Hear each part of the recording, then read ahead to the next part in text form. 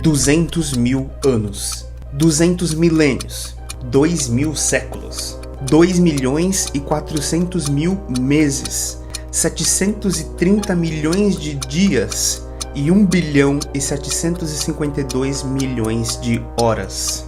Como era nosso planeta todo esse tempo atrás? O mundo do ano 198.000 a.C. era de algumas formas muito parecido e de outras muito diferente do mundo de hoje.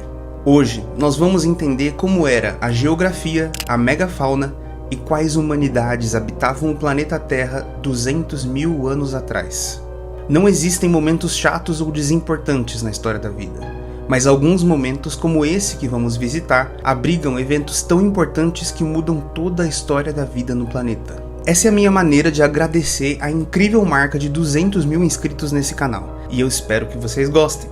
Meu nome é Abner e seja muito bem-vindo ao ABC Terra.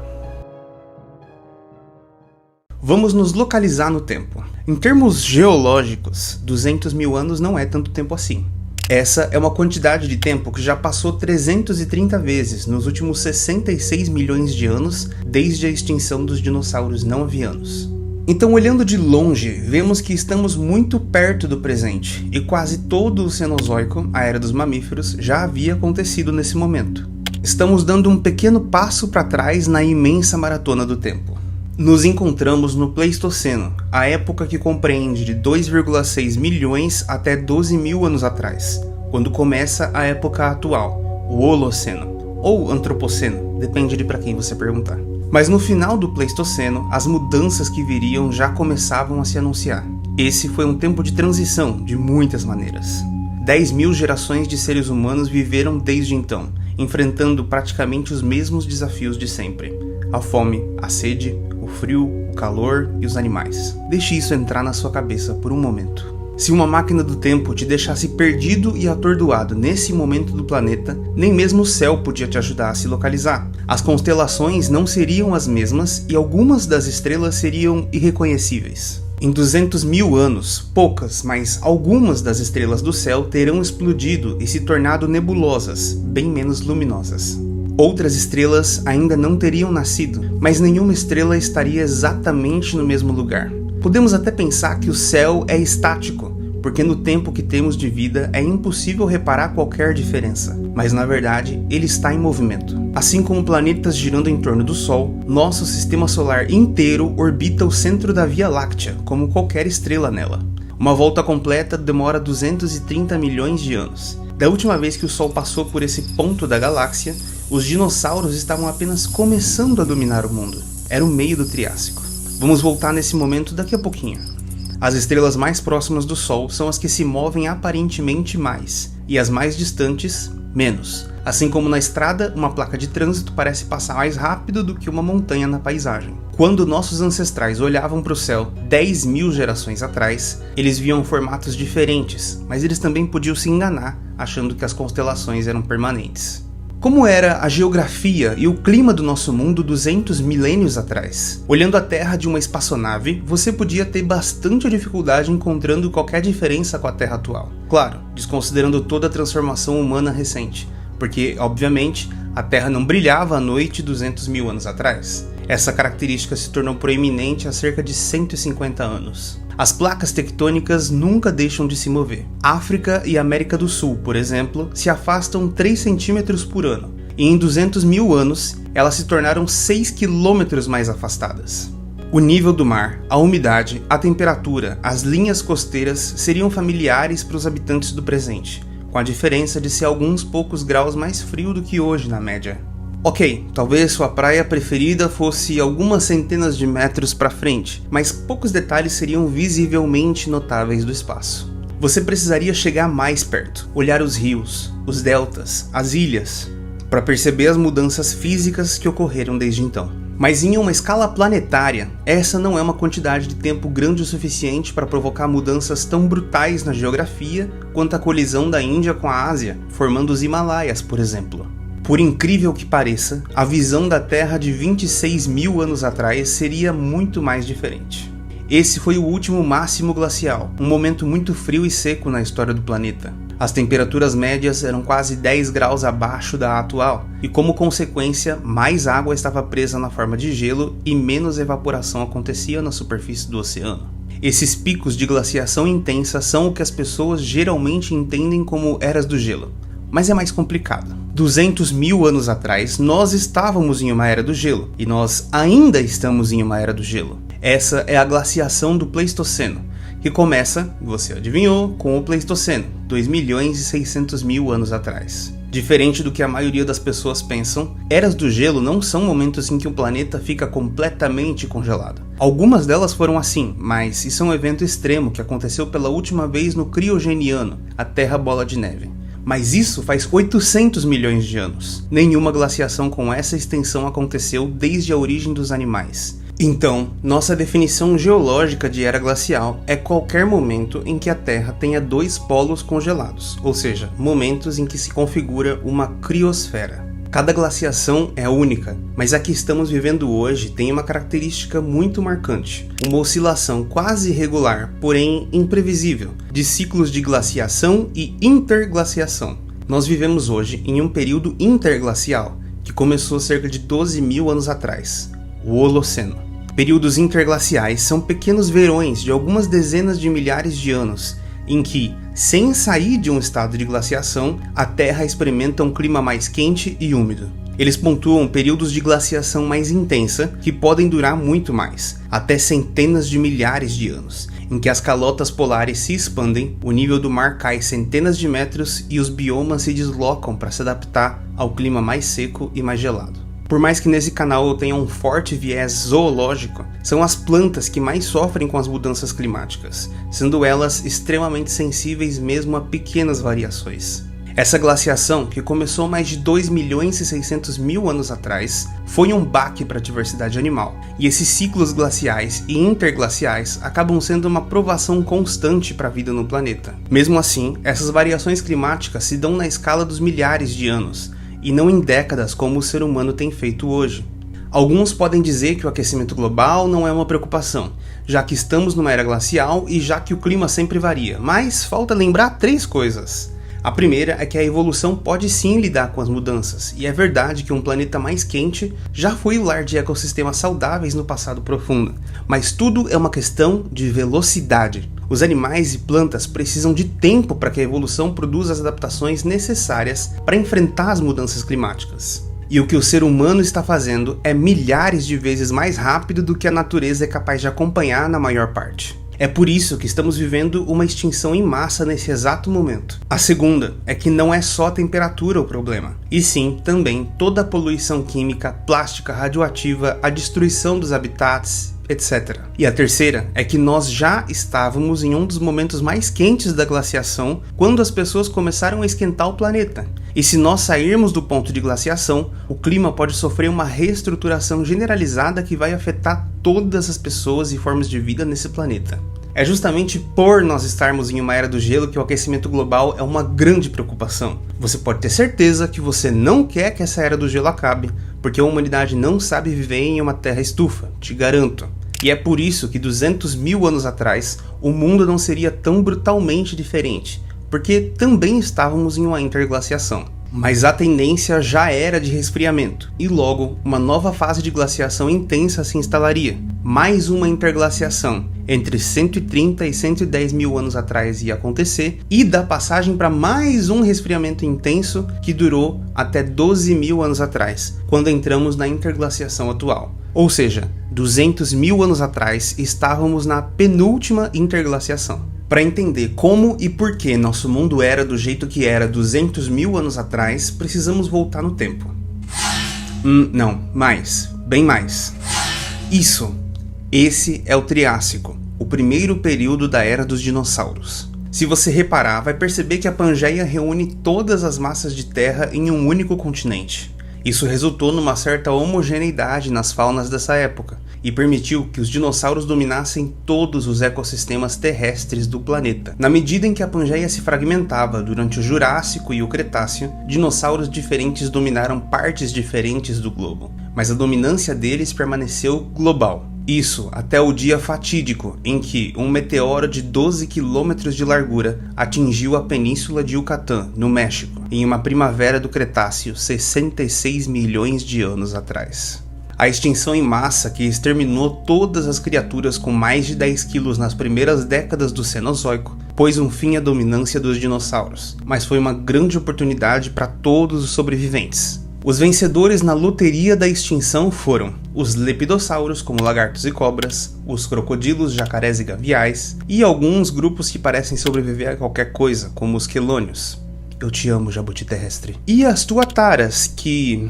honestamente, o que vocês ainda estão fazendo aqui? Mas que bom que ainda existem. Vamos agrupar todos eles como répteis. E aí vem os dinossauros avianos, os mamíferos marsupiais e os mamíferos placentários. Todos esses grupos tinham a chance de tomar o lugar dos dinossauros, ocupando seus nichos e desempenhando seus papéis ecológicos, agora vazios. Mas havia um problema no plano de conquistar o mundo. Não era mais possível que um animal terrestre se espalhasse pelo mundo, porque dessa vez os continentes estavam separados. Antártida e Austrália ainda formavam uma massa de terra só. A América do Sul e África eram continentes isolados, mas a América do Sul continuaria sendo por muito mais tempo, e a África estava destinada a logo se encontrar com a Eurásia, elevando a Europa, que estava quase toda submersa nesse momento. A América do Norte mantinha uma conexão permanente com a Ásia, entre a Sibéria e o Alasca. A consequência disso é que nos 60 milhões de anos seguintes, a era dos mamíferos estava dividida em 3 grandes ecodomínios, cada um com a sua história evolutiva independente. Um que compreende desde a América do Norte até a Afro-Eurásia, sendo o maior de todos de longe, mas outros 2, cada um com a sua fauna em particular, América do Sul e Austrália.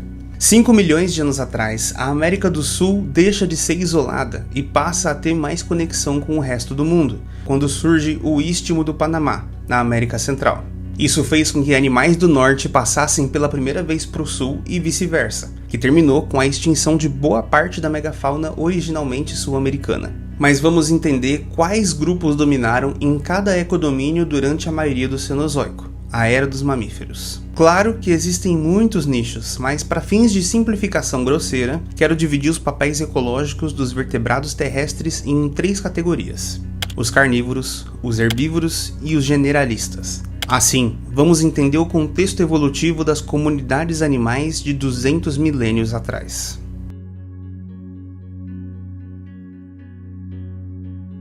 No maior ecodomínio do Cenozoico, mamíferos placentários conseguiram conquistar os 3 grandes nichos: a carnivoria, a herbivoria e o generalismo.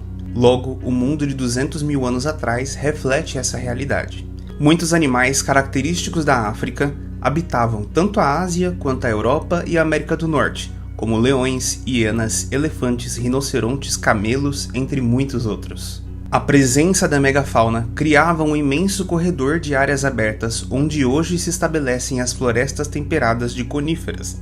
Esse era de longe o maior ecossistema da Terra, uma savana gelada apelidada Estepe de Mamute, onde habitaram os animais mais característicos da megafauna da Era do Gelo.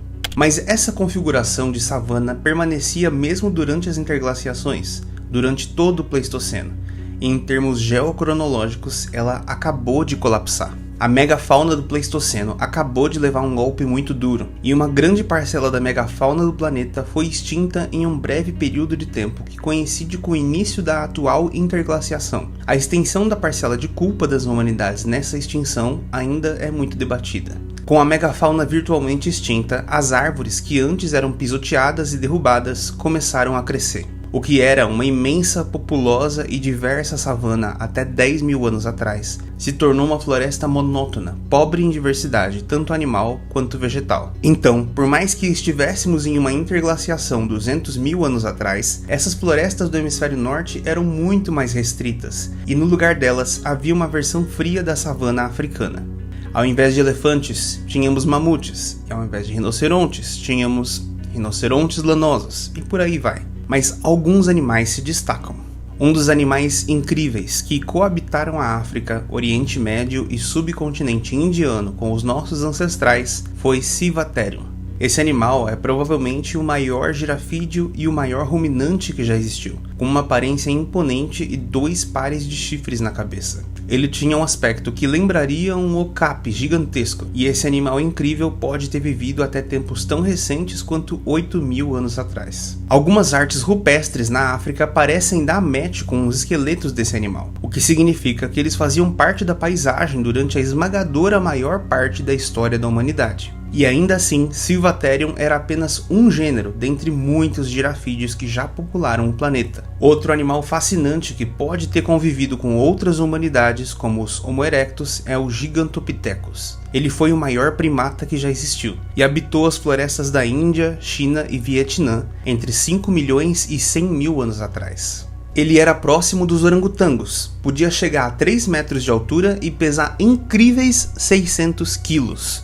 A dieta do Gigantopithecus, assim como a do panda, consistia quase inteiramente de bambu e de frutas, e as causas da sua extinção ainda são controversas. 200 milênios atrás, a visão do Gigantopithecus para o pequeno Homo erectus, ou até mesmo para os denisovanos, pode ter sido absolutamente intimidadora. Eles ainda viveriam por 100 mil anos nesse momento, antes que fossem esquecidos pelo tempo. Todas as espécies de elefantes que existem hoje já existiam nessa época, além de muitos outros. Na Eurásia, o mamute lanoso, o mais famoso dos mamutes, habitava desde a Europa até a Sibéria, em toda a extensão da estepe de mamute. Nós conhecemos essa espécie intimamente, até mesmo no nível genético. Foi possível sequenciar o genoma desse mamute extinto a partir de amostras de material orgânico preservado pelo permafrost, o solo congelado no Círculo Ártico. Às vezes, temos a sorte de encontrar indivíduos inteiros, com níveis de detalhe como o pelo e a última refeição ainda preservadas, como é o caso da filhote Yuba. Existem hoje planos sérios para trazer essa espécie de volta à vida, para um projeto de reconstrução do ecossistema ártico chamado Parque do Pleistoceno. Mas isso é uma história para outro vídeo. Mas a clonagem não pode ser feita com espécimes de 200 mil anos atrás, porque o material genético se degenera muito rápido. Os espécimes sequenciados são 160 mil anos mais novos, pelo menos. Essa, que é uma das espécies mais carismáticas da Era do Gelo, viveu até cerca de 4.000 anos atrás, com uma última população na ilha de Wrangel.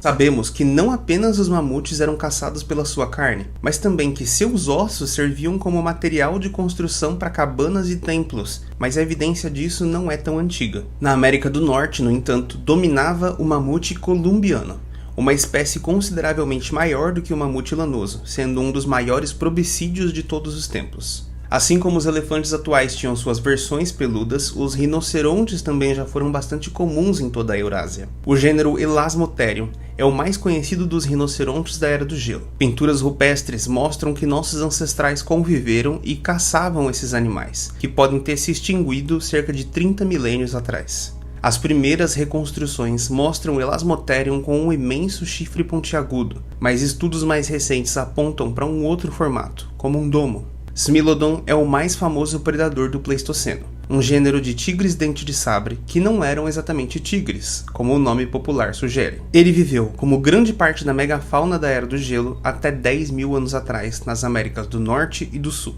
Aqui, devem ter evitado competição com as onças pintadas, se especializando em presas maiores, o que pode ser também a causa de sua extinção. Os dentes caninos superiores eram muito longos e grossos, mas também frágeis, o que significa que eles não podiam depender exclusivamente dos dentes para caçar. Seus braços são mais fortes do que a média dos felinos, e ao que parece, era deles que as espécies de Smilodon dependiam para abater suas presas. Uma ampla variedade de bovídeos selvagens habitava da África até a Eurásia, mas talvez o mais impressionante de todos seja Pelorovis. Esse bovídeo africano tinha um chifre impressionante, cujas funções ainda são debatidas. Ele pode ter vivido até tempos tão recentes quanto 4 milênios atrás, e sua convivência com humanos também é documentada em artes rupestres. Mas o bovídeo mais importante e presente em toda a história da humanidade foi o auroch. Esse boi selvagem deu origem a todas as raças modernas de gado, em alguns eventos independentes de domesticação. Sua distribuição era extremamente ampla, desde a Sibéria até a Europa e a Índia. Os aurochs se extinguiram durante o final do Holoceno, devido à perda de habitat e à caça, quando o último indivíduo morreu em 1627, na floresta de Jaktoro, na Polônia.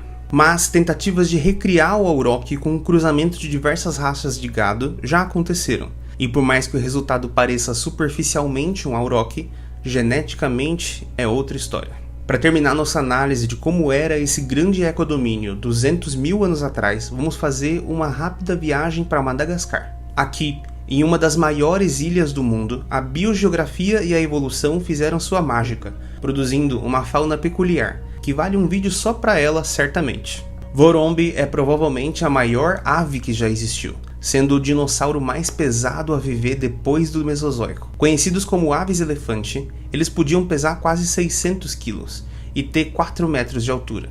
Apesar do tamanho, esse era um animal herbívoro e oportunista, e não um caçador feroz.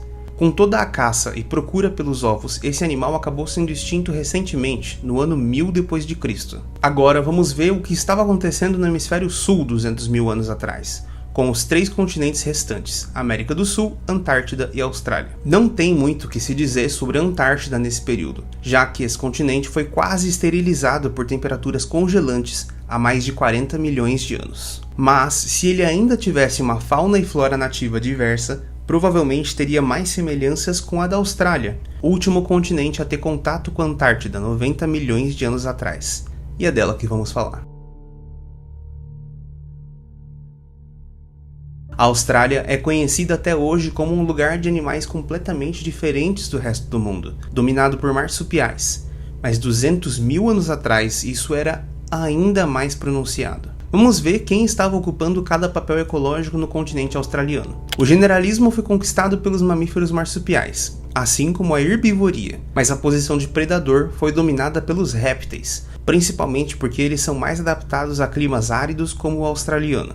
Vamos conhecer esses animais. Um dos mais importantes e duradouros predadores da Austrália foi King Cana, esse crocodilo terrestre completamente quadrúpede com as pernas longas. Crocodilos terrestres são uma coisa que volta e meia acontece na evolução, mas esse foi o que viveu até mais recentemente, tendo surgido quase 30 milhões de anos atrás e sobrevivendo até 10 mil. King Cana podia medir 3 metros de comprimento e pesar 200 quilos. Outro réptil gigante que aterrorizava a vida da megafauna australiana foi Megalania, um parente gigante dos dragões de Komodo, que por sua vez já são versões gigantes de lagartos monitores varanídeos. Megalania podia chegar a 5 metros de comprimento, e se a sua estratégia de caça for parecida com as dos dragões de Komodo atuais, ele era capaz de se alimentar mesmo dos maiores animais da época. Ele conviveu por alguns milênios com os primeiros povos aborígenes da Austrália, antes de ser extinto há cerca de 40 mil anos. Aqui é mostrado predando um geniornis, uma ave gigante herbívora que também é digna de nota. Eles competiam com carnívoros mamíferos menores, como o tilacino ou o lobo da Tasmânia, que já existia 200 mil anos atrás e foi extinto apenas em 1938. Mas também Thylacoleo, um predador diferente de qualquer coisa existente atualmente, mais próximo dos wombates e com hábitos arborícolas. Thylacoleo carnifex significa leão marsupial carnívoro, e sua característica mais distinta eram seus dentes incisivos afiados, e não os caninos como grande parte dos placentários carnívoros. Mas ele provavelmente era especializado em presas menores, como cangurus, diferente dos seus companheiros carnívoros répteis da época. Outro réptil gigante digno de menção na fauna australiana foi Meolania, um jabuti terrestre com mais de 2,5 metros de comprimento, chifres na cabeça e uma cauda cheia de espinhos. Meolania também viveu por muito tempo, mais de 20 milhões de anos, até ser extinto há cerca de 4 mil anos nas ilhas da Nova Caledônia. Entre os herbívoros mais proeminentes da época estavam Procoptodon, um gênero de cangurus gigantes que, assim como os cavalos, andavam sobre um dedo só. Alguns dizem que seu peso, em torno de 300 quilos, tornaria impossível que ele se movimentasse pulando como cangurus atuais, e que a sua anatomia sugere que ele andava com uma perna de cada vez. O gênero esteve presente até pelo menos cerca de 45 mil anos atrás, antes de ser extinto, embora algumas evidências indiquem que ele pode ter sobrevivido até 18 mil anos atrás. Mas de longe, o maior animal que existia na Austrália 200 mil anos atrás era Diprotodon, que também foi o maior marsupial que já existiu. Seu nome significa 2 dentes apontando para frente. Significa que ele podia se alimentar não só de folhas, mas também de raízes enterradas ricas em água e nutrientes. Parecendo um wombat de 2 metros de altura nos ombros e 1.500 quilos, Diprotodon pode ter convivido com os aborígenes australianos por mais de 10 milênios, antes de ser extinto cerca de 40 mil anos atrás, tendo durado quase todo o Pleistoceno. O último animal da megafauna australiana do Pleistoceno que eu separei para mostrar para vocês é o Palorchestes, uma criatura cujos hábitos de vida e aparência ainda são consideravelmente misteriosos. Em dimensões, ele seria comparável a um cavalo, e evolutivamente ele é próximo do Diprotodon. As espécies de Palorchestes tinham 4 patas poderosas, com as patas dianteiras com garras grandes, semelhantes à de um koala, que provavelmente usavam para derrubar folhas e tirar casca das árvores. A longa sínfise da mandíbula inferior de todas as espécies de Palorchestes indica que as suas línguas eram longas e fortes como a de uma girafa. A aparência dos ossos nasais desses animais sugere que eles possuíam uma pequena tromba, levando ao apelido de antamarsupial. Agora que cobrimos 2 dos 3 ecodomínios do planeta durante essa época, vamos passar para o último e mais incrível na minha opinião, a América do Sul. Assim como a Austrália, nosso continente também teve uma história evolutiva independente, sendo um continente isolado desde antes do dia final do Cretáceo. Também como a Austrália, ele não abrigava nenhuma humanidade de qualquer espécie nessa época, mas diferente da Austrália, a América do Sul estabeleceu contato com o resto do mundo entre 5 e 3 milhões de anos atrás, quando o soerguimento do Istmo do Panamá possibilitou o grande intercâmbio americano. Nesse evento, animais do norte migraram para o sul e vice-versa. 200 mil anos atrás, a América do Sul era uma grande mistura entre animais originários e os imigrantes do norte. Por uma grande parte da sua história, a América do Sul foi o único continente onde os dinossauros foram capazes de dominar novamente o nicho da carnivoria. O auge das aves do terror, predadores que alcançavam velocidades absurdas com um bico pontiagudo, terminou quando a competição com predadores do norte exigiu demais desses animais incríveis. Mas, por quase 3 milhões de anos, elas foram capazes até mesmo de invadir a América do Norte e se diversificarem brevemente, assim como preguiças gigantes. 200 mil anos atrás, os mamíferos placentários já ocupavam todos os grandes papéis ecológicos na América do Sul, mas nunca sem a competição de marsupiais e aves. Se pudéssemos voltar no tempo para ver como era a América do Sul nessa época, havia uma chance de encontrarmos as últimas aves do terror, os psilopteros. Eles eram uma espécie pequena, porém antiga de ave do terror, que pode ter vivido de uma forma muito semelhante à siriema,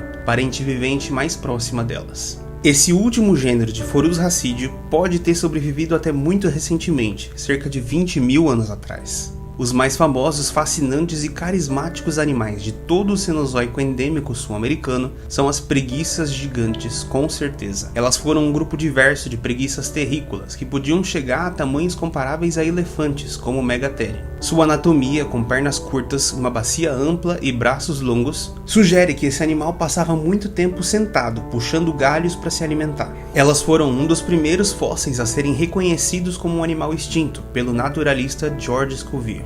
Assim como as aves do terror, elas também invadiram a América do Norte há cerca de 4 milhões de anos, sendo extintas em ambos os continentes há quase 10 mil anos. Ela é um xenartro, uma ordem de mamíferos originária do nosso continente, que inclui preguiças, tatus e tamanduás. Essas preguiças também são conhecidas pelas imensas paleotocas que cavavam, às vezes com centenas de metros de profundidade, em um complexo de túneis que só pode ter sido obra de muitas gerações de preguiças. Esses buracos são tão grandes que é possível andar confortavelmente de pé em alguns deles. 200 mil anos atrás, elas ainda eram muito comuns em todo o continente, assim como suas tocas. Os primeiros humanos a colonizarem a América do Sul, há cerca de 15 mil anos, certamente encontraram esses animais, e a memória deles pode ser preservada em lendas folclóricas, como a do Mapinguari.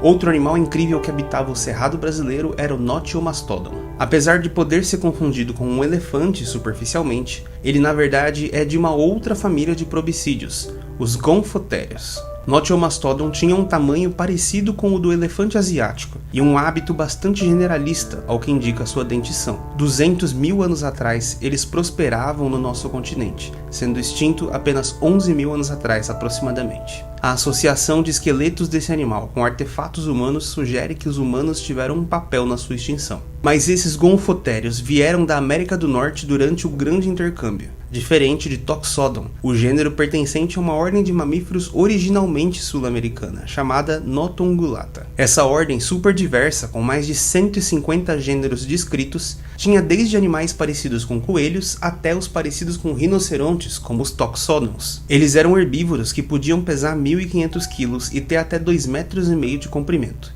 Mixotoxodon foi o único membro do grupo a ter sucesso em invadir a América Central e o sul da América do Norte, chegando ao norte do Texas. Eles estiveram presentes durante todo o Cenozoico do nosso continente, e adivinha quando eles desapareceram? 10.000 anos atrás. Charles Darwin estudou um crânio de Toxodon que ele comprou de um fazendeiro no Uruguai, o descrevendo como um dos animais mais estranhos já encontrados. Ele ficou confuso, já que o crânio era tão grande quanto o de um hipopótamo, mas os dentes pareciam de roedores, um animal diferente de qualquer coisa viva. Essa foi uma das suas inspirações para a origem das espécies. Macrauchenia era um litopterno, outra ordem originalmente sul-americana, proximamente relacionada aos notongulados. Sua semelhança com as lhamas chamou a atenção dos seus descobridores, mas ela é apenas superficial. O formato do crânio abre a possibilidade de especular a presença de uma tromba curta, como ele foi apresentado em A Era do Gelo. Ele tinha 3 dedos e era uma parte importante da megafauna sul-americana, também se extinguindo 10.000 anos atrás. E falando em outro animal que desapareceu por essa época, Glyptodon foi um gênero de tatu gigante que viveu aqui e eventualmente colonizou partes da América do Norte durante o Pleistoceno. Imagine um tatusca, um tatu do tamanho de um fusca. Esse era o Glyptodon. Ele foi provavelmente uma das presas mais visadas dos primeiros humanos a colonizar as Américas, já que eles tinham adaptações que os defendiam de outros tipos de predador. Muitos dos fósseis encontrados estão virados de ponta cabeça, posição que eles seriam mais vulneráveis. Alguns animais relacionados mais antigos convergiram com os anquilossauros, desenvolvendo uma clava óssea no final da cauda, que é, na minha opinião, uma das armas mais incríveis já produzidas pela evolução.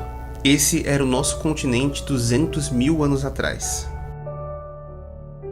Para concluir um panorama de como era nosso planeta 200 milênios no passado, não podiam faltar as espécies humanas presentes. Diferentemente de hoje, que somente uma espécie humana existe, nesse tempo 6 humanidades diferentes habitavam o planeta Terra. Quanto mais aprendemos sobre essas outras espécies humanas, mais entendemos o quanto elas eram parecidas conosco. Traços que antigamente pensávamos pertencer apenas à nossa espécie, na verdade, já existiam em muitos representantes do gênero Homo, como a linguagem, cultura material, rituais simbólicos e o domínio do fogo. Nós subestimamos nossos primos humanos e estamos aos poucos desconstruindo o estereótipo uga-buga de homens das cavernas burros e animalescos. Outra coisa que tem mudado muito é a nossa própria visão de evolução. Até um século atrás, dominava a visão da ortogênese, a famosa iconografia da evolução que, sinceramente, é uma das coisas que eu mais odeio. A maioria das pessoas que tentam refutar a evolução dizendo "Mas se o homem veio do macaco, por que existe macaco ainda?", pensam que a evolução é isso, uma fila de espécies, uma melhor que a outra, culminando em um ser perfeito, o ser humano. Mas isso não podia estar mais errado. Evolução não significa melhoria, nem complexificação, nem funciona igual Pokémon. Assim como seu avô não virou seu pai, que não virou você, os seres humanos não vieram de chimpanzés. E sim, humanos e chimpanzés modernos descendem de um ancestral comum que viveu cerca de 7 milhões de anos atrás. E um é tão evoluído quanto o outro. A visão filogenética da evolução é como uma árvore, em que espécies se diversificam e criam novos ramos. Mas, ainda mais modernamente, temos percebido que em pequenas escalas, a evolução pode ser mais como uma teia do que como uma árvore, já que com uma certa frequência, espécies próximas acabam produzindo híbridos. Esse processo tem uma grande importância na evolução da nossa espécie, como vamos perceber ao conhecer cada uma das espécies humanas que viviam nessa época. Homo erectus foi a espécie humana mais duradoura. Viveu mais de 2 milhões de anos no todo, que é muito comparado aos 300 mil anos da nossa espécie. Eles parecem ter sido os primeiros humanos modernos, e podem ser os ancestrais de todas as humanidades que serão citadas a seguir. Eles podem ter sido os primeiros a usar linguagens simbólicas, dominar o fogo e viver em grupos maiores. Por conta da sua ampla distribuição geográfica e temporal, Homo erectus tem muita variação de tamanho e formato, e outras espécies podem estar abrigadas dentro desse nome. A única evidência fóssil de grupos de Homo erectus vem de 4 locais do Quênia, onde 97 pegadas feitas há 1.500.000 anos provavelmente foram deixadas por um grupo de pelo menos 20 indivíduos. Um desses rastros, com base no tamanho das pegadas, pode ter sido um grupo inteiramente masculino, o que poderia indicar que eles eram algum grupo de tarefas especializado, como um grupo de caça ou de patrulha. Se estiver correto, isso também indicaria a divisão sexual do trabalho, que distingue as sociedades humanas das de outros grandes símios e mamíferos carnívoros sociais. Mas 200 milênios atrás, os dias de glória do Homo erectus já haviam passado. Ele era uma espécie ameaçada, há poucos milênios da extinção. Homo heidelbergensis foi uma espécie humana da região mediterrânea, entre Europa e África, que pode ter sido ancestral comum entre Homo sapiens e neanderthalenses. O uso do fogo se tornou comum entre eles 400 mil anos atrás, o que significa que eles já tinham intimidade com o fogo há 200 mil anos nessa época, aproximadamente. Eles surgem 700 milênios atrás, e nesse momento estavam à beira da extinção. Também não sabemos muito sobre os denisovanos, uma humanidade asiática que parece ter se hibridizado tanto com os neandertais quanto com os sapiens. Uma garota adolescente híbrida de primeira geração, apelidada de Deni, foi descoberta com um pai denisovano e uma mãe neandertal. Além disso, 4% do genoma denisovano vem de uma espécie humana arcaica desconhecida que divergiu dos humanos modernos há mais de 1 milhão de anos. Essa facilidade de hibridização entre as espécies humanas parece sustentar a hipótese de que todas elas descendem de um ancestral comum relativamente recente. Eles desapareceram de grande parte da Ásia 30 mil anos atrás, mas podem ter permanecido em lugares isolados até 15 mil anos atrás. A maioria do que conhecemos sobre eles vem da análise de seus dentes. Fósseis mais completos ainda estão para ser descobertos. Uma das humanidades mais incríveis que existiram 200 mil anos atrás era o povo nativo da Ilha de Flores, o Homo floresiensis. Ele é apelidado de Hobbit, já que a biogeografia de ilha os encolheu até 1,10 m de altura, mas mantendo as proporções dos humanos arcaicos. Esse hominídeo existiu até 50 mil anos atrás. Seu desaparecimento coincide com a chegada dos humanos modernos na região. O material esquelético do Homo floresiensis é agora datado de 60 mil a 100 mil anos atrás. Ferramentas de pedra recuperadas ao lado dos restos esqueléticos eram de horizontes arqueológicos que variam de 50 mil a 190 mil anos atrás. A chegada dos sapiens e provavelmente denisovanos pode ter sido um tipo de invasão de gigantes para esse pequeno povo. O mais famoso dos hominídeos que coexistiu com a nossa espécie 200 mil anos atrás foram os neandertais. Esse ser humano era mais baixo, mais musculoso, tinha membros mais curtos proporcionalmente, mas uma feição mais robusta, com um cérebro maior na média do que os sapiens. Diferente dos últimos hominídeos citados, os neandertais deixaram muitas evidências de sua existência para trás. Em parte é porque eles tinham o hábito de enterrar os seus mortos, o que ajuda a preservar o esqueleto. Alguns desses mortos foram encontrados cheios de ornamentos, com o que foi interpretado como os pertences pessoais. Isso pode parecer algo trivial para nós, mas é uma evidência de que suas mentes tinham a capacidade de produzir um plano simbólico da realidade, com algum tipo de mitologia e crença no transcendente envolvida. Apenas um povo com esse tipo de entendimento do mundo seria capaz de enterrar os seus mortos, ou até mesmo cuidar de membros da comunidade que seriam incapazes de viver sozinhos. Muitos esqueletos neandertais mostram sinais de cicatrização de lesões graves, o que significa que eles podem ter sido impedidos de caçar por meses, anos ou até permanentemente. Somente um senso de comunidade, empatia e, em última análise, a capacidade de amar seus companheiros seria capaz de fazer um neandertal sobreviver às feridas impostas pelo mundo cruel de 200 mil anos atrás. Hoje, imaginamos que esse povo era capaz de falar, contar histórias e abstrair o passado e o futuro. Isso é muito diferente do que nós pensávamos inicialmente. No início, esqueletos de neandertais eram montados para parecerem propositalmente estúpidos.